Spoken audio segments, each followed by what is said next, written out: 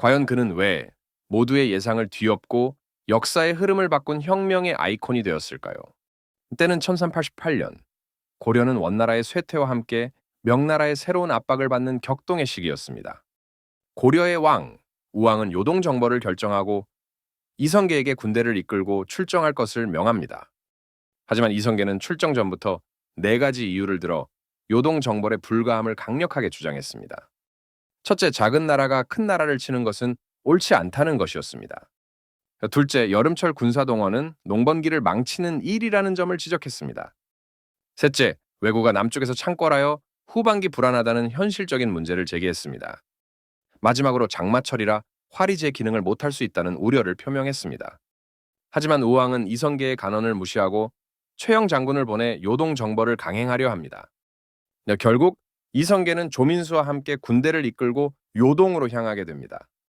압록강 근처의 위화도에 도착한 이성계는 장마로 불어난 강물을 보며 깊은 고민에 빠집니다.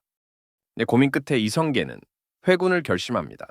과연 그의 속내는 무엇이었을까요? 이성계의 회군은 단순한 군사적 결정이 아닌 고려 왕조의 운명을 뒤바꿀 정치적 선택이었습니다. 회군 소식을 들은 고려 조정은 충격에 빠지고 최영 장군은 직접 군사를 이끌고 이성계를 막으려 합니다. 하지만 이성계의 군대는 최영의 군대를 격파하고 개경으로 진격합니다. 개경을 장악한 이성계는 우왕을 폐위시키고 새로운 왕을 옹립하여 실권을 장악합니다. 이성계는 조준 등 신진사 대부들과 함께 토지 제도를 개혁하고 민생을 안정시키기 위해 노력합니다. 하지만 고려 왕조를 유지하려는 세력과 새로운 나라를 건설하려는 세력 간의 갈등은 끊이지 않았습니다. 정몽주는 고려를 지키기 위해 이성계를 제거하려 하지만 결국 실패하고 선주교에서 죽음을 맞이합니다. 정몽주의 죽음은 고려 왕조의 종말을 알리는 신호탄과 같았습니다.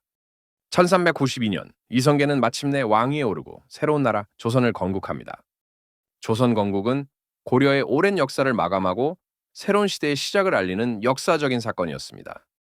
하지만 이성계의 조선 건국은 수많은 희생과 갈등 속에서 이루어진 결과였습니다. 조선 건국 후 이성계는 한양으로 수도를 옮기고 새로운 국가의 기틀을 다지기 위해 노력합니다.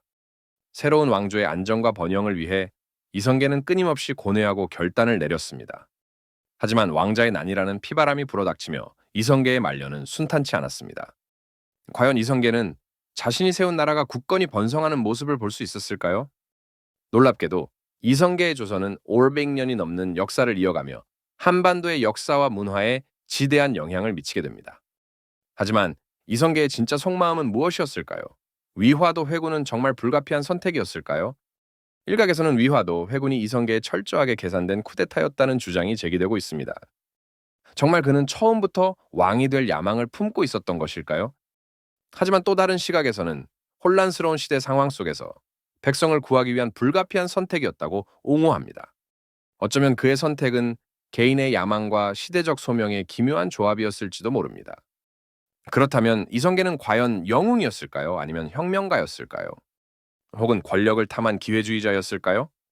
역사의 평가는 늘 엇갈리지만 분명한 것은 이성계라는 인물이 조선이라는 거대한 역사의 물줄기를 바꾼 중심에 있었다는 사실입니다. 하지만 그의 선택이 과연 최선이었는지 역사는 여전히 우리에게 질문을 던지고 있습니다. 그리고 우리가 미처 알지 못하는 또 다른 비밀이 숨겨져 있을지도 모릅니다. 과연 위화도 회군에는 어떤 숨겨진 진실이 남아있는 것일까요? 다음 이 시간에 이성계와 조선 건국에 얽힌 더 놀라운 이야기를 파헤쳐 보겠습니다.